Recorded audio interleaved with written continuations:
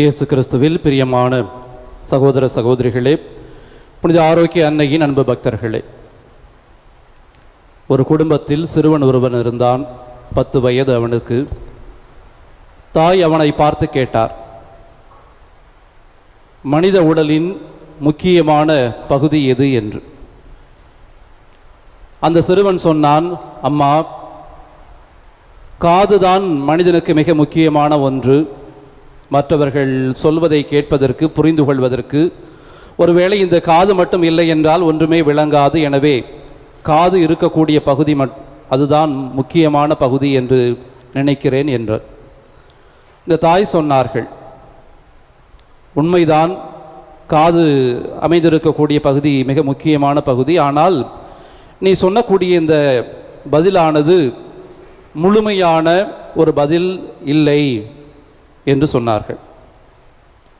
இவன் சற்று யோசித்துவிட்டு மீண்டும் சொன்னான், அப்படியானால் கண்கள் தான் மிக முக்கியமான ஒன்று.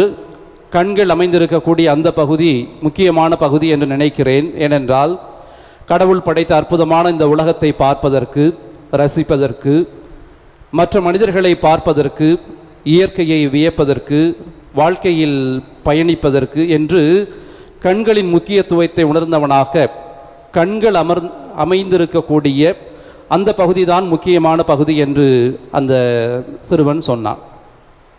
தாய் மீண்டும் சொன்னார்கள், நீ சொன்னது சரிதான், ஆனால் இது முழுமையான பதில் இல்லை என்று.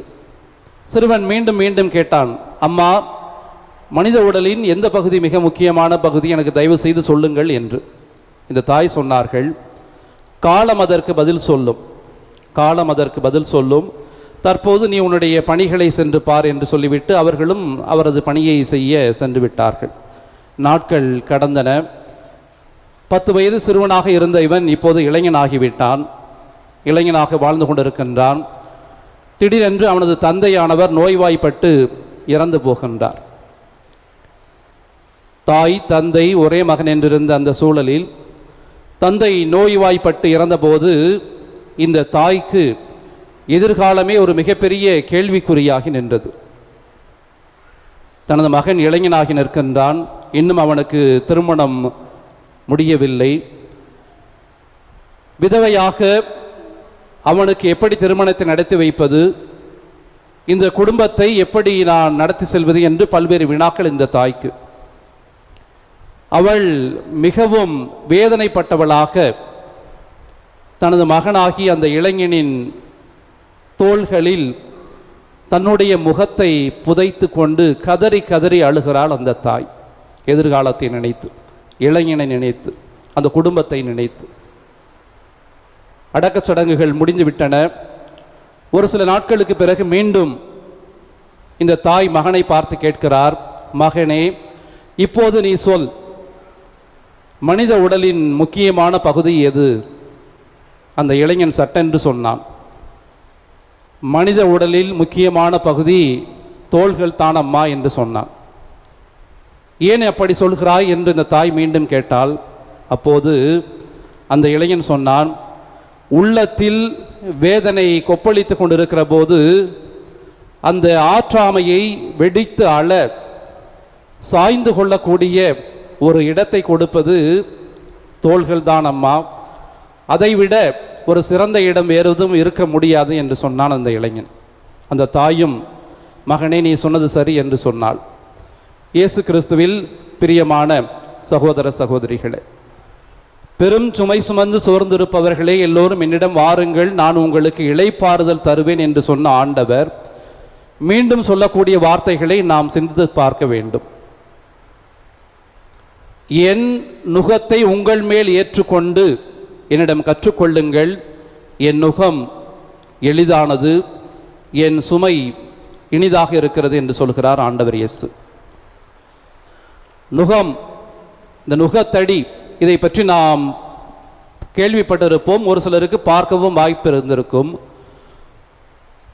மாட்டு வண்டியில் நாம் பொருட்களை அல்லது விவசாயத்தை சேர்ந்த அந்த நெல் மூட்டையோ கடலை மூட்டையோ அல்லது ஏர் உழுவதற்கு தேவையான அந்த ஏர் கலப்பையோ இவற்றை பார்த்தோமே என்றால் அந்த நுகத்தடியை நாம் பார்த்திருப்போம். 2 மாடுகளுக்கும் இணையாக அந்த நுகத்தடியானது இருக்கிறது. அந்த நுகத்தடியானது அந்த ஒட்டுமொத்த வண்டியின் அந்த பாரத்தை சுமக்கக்கூடிய ஒன்றாக, இழுத்து செல்லக்கூடிய ஒன்றாக இருக்கிறது. ஆண்டவர் இயேசு சொல்லுகிறார், என் நுகம் எளிமையான ஒன்று, இனிமையான ஒன்று என்று. அப்படி என்றால் இயேசு நமக்கு தரக்கூடிய இளைப்பாறுதல் எப்படிப்பட்ட இளைப்பாறுதல் என்பதை நாம் இங்கே சிந்திக்க அழைக்கப்படுகிறோம். இயேசு நம்மை பார்த்து, உன்னுடைய பாரத்தை, உன்னுடைய சுமைகளை கீழே தூக்கிட்டு போட்டு போ அப்படின்னு சொல்லலை. இப்படியாக நான் உன்னுடைய சுமைகளை எளிதாக்குவேன் என்று சொல்லவில்லை.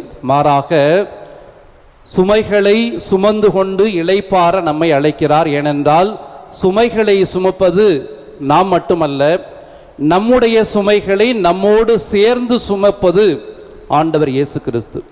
எப்படி அந்த மாட்டு வண்டியில் 2 மாடுகள் ஒன்றாக இணைந்து அந்த ஒட்டுமொத்த பாரத்தை இழுத்து செல்கிறதோ, அதே போன்று நம்மை படைத்த ஆண்டவர், நமக்கு உரு கொடுத்த ஆண்டவர் நம்மை நமது துன்பத்தில் தனியாக விட்டுவிட மாட்டார்.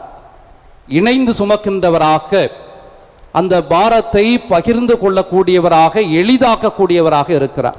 இதை நாம் உணர்ந்து கொள்ள வேண்டும். பல வேளைகளில் நாம் கடவுளை பார்த்து முறையிடுவோம், என்னை தனியாக கைவிட்டு விட்டீர் என்று. இல்லை, நிச்சயமாக ஆண்டவர் நம்மை கைவிட்டு விட மாட்டார்.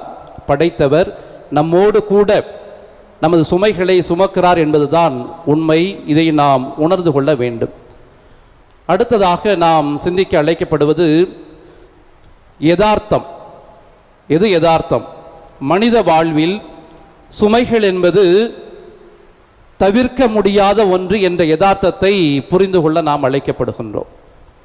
இந்த உலகத்தில் மனிதனாக பிறந்துவிட்டால் அது தமிழ்நாடோ, கேரளாவோ, கர்நாடகாவோ, இந்தியாவோ அல்லது உலக நாடுகளில் எந்த நாட்டில் பிறந்தாலும் சரி, மனிதனாக பிறக்கக்கூடிய ஒவ்வொரு மனிதனுக்கும் ஒரு சில துன்பங்கள் வந்துதான் ஆகும். கடந்துதான் செல்ல வேண்டும், சுமந்துதான் செல்ல வேண்டும்.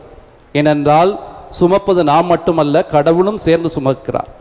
இந்த யதார்த்தத்தை நாம் புரிந்து கொள்ள வேண்டும். சுமைகள் என்பது தவிர்க்க முடியாத ஒன்று. எனவே நாம் வேண்டுகின்ற போது எனக்கு இந்த சுமைகள் வேண்டாம் என்று நாம் வேண்டக்கூடாது. ஆண்டவரே, நீர் என்னோடு கூட எனது சுமைகளை சுமந்து வருகிறீர் என்பதை வாழ்வின் எல்லா நேரத்திலும் புரிந்து கொள்ளக்கூடிய ஆற்றல் எனக்கு தா என்று நாம் ஜெபிக்க வேண்டும்.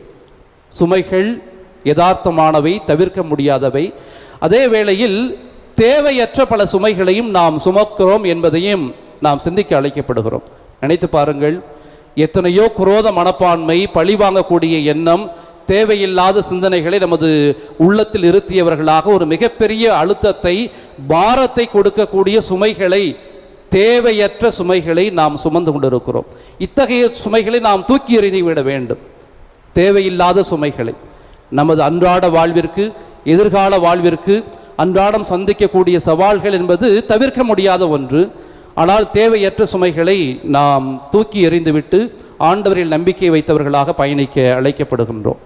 அடுத்ததாக மத்தேயு நற்செய்தி 23வது அதிகாரம் 4வது இறைவாக்கில் இப்படியாக ஆண்டவர் இயேசு சொல்லுகிறார், இந்த பரிசேயர்கள் மற்றும் சதுசேயர்களை பார்த்து, இவர்கள் மக்களின் தோள்கள் மீது பழுவான சுமைகளை ஏற்றிவிட்டு இவர்கள் தங்கள் விரல் நுனியால் கூட அதை அசைத்து பார்க்க மாட்டார்கள், மிகப்பெரிய பழுவான சுமைகளை மக்களின் மேல் சுமத்துகிறார்கள் என்று. ஒருவேளை நமது குடும்பத்தில், நாம் பணி செய்யக்கூடிய இடத்தில் அல்லது சமுதாயத்தில் பொறுப்பில் இருக்கக்கூடியவர்களாக நாம் இருக்கின்ற போது நம்மை அறியாமல் அல்லது வேண்டுமென்றே மற்றவர்கள் தோள் மீது, அவர்களது வாழ்வின் மீது சுமைகளை சுமத்துகிறோமா? சிந்தித்து பார்க்க அழைக்கப்படுகிறோம். அப்படிப்பட்ட சுமைகளை சுமத்தக்கூடிய பண்பு என்பது ஒரு தீய குணம். மற்றவர்களை துன்புறுத்துவது, அவர்களை பற்றி இல்லாததை சொல்லுகிறது, அவர்களை பற்றி நாம் தேவையில்லாததை சொல்லி ஒரு சுமையை சுமத்துவது ஒரு தீய குணம். அந்த குணத்தை அகற்றிக்கொள்ள ஆண்டவர் அழைக்கிறார். எப்படி வாழ வேண்டும் என்று கலாத்தியருக்கு எழுதிய திருமுகத்தில் பவுலடியார் 6வது அதிகாரத்தில் 2வது இறைவாக்கில் சொல்லுகிறார், நீங்கள் மற்றவர்களின் சுமைகளை சுமப்பவர்களாக, தாங்குபவர்களாக மாறுங்கள். நீங்கள் மற்றவர்களின் சுமைகளை சுமப்பவர்களாக, தாங்குபவர்களாக நீங்கள் மாறுங்கள் என்று பவுலடியார் சொல்லுகிறார். அன்னை மரியாள் இதோ காட்சி கொடுத்த இந்த அற்புதமான பூமியில், புண்ணிய பூமியில் நாம் கூடியிருக்கிறோம். நாம் பாடியிருப்போம் அல்லது கேள்விப்பட்டிருப்போம், இந்த மண்ணில் காலடி எடுத்து வைக்கிற போது நமது மனம் குளிர்கிறது. ஏனென்றால் இங்கு இருக்கக்கூடிய ஆரோக்கிய அன்னை நம் ஒவ்வொருவருக்கும் தாயாக இருந்து நம்மோடு நமது துன்பங்களை, சுமைகளை பகிர்ந்து கொள்ளுகிறவராக இருக்கிறார். நமது துன்பங்களை பகிர்ந்து கொள்கிறவராக எப்படி பவுலடியார் சொல்கிறாரோ அதே போன்று இந்த தெய்வீக தாய் ஆரோக்கிய அன்னை நமது துன்பங்களை பகிர்ந்து கொள்ளக்கூடியவராக இருக்கிறார். அதனால்தான் பல இடங்களிலிருந்து இந்த புண்ணிய பூமிக்கு நாம் வருகிறோம்.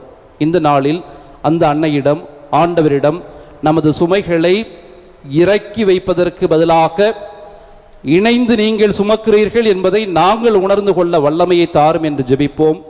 அத்தோடு மற்றவர்களின் சுமைகளை நாமும் சுமந்து அவர்களது வாழ்வை இனிதாக்குவோம். ஆண்டவர் அன்னை மரியாளின் வழியாக தொடர்ந்து நம்மை ஆசீர்வதிப்பார். ஆமேன்.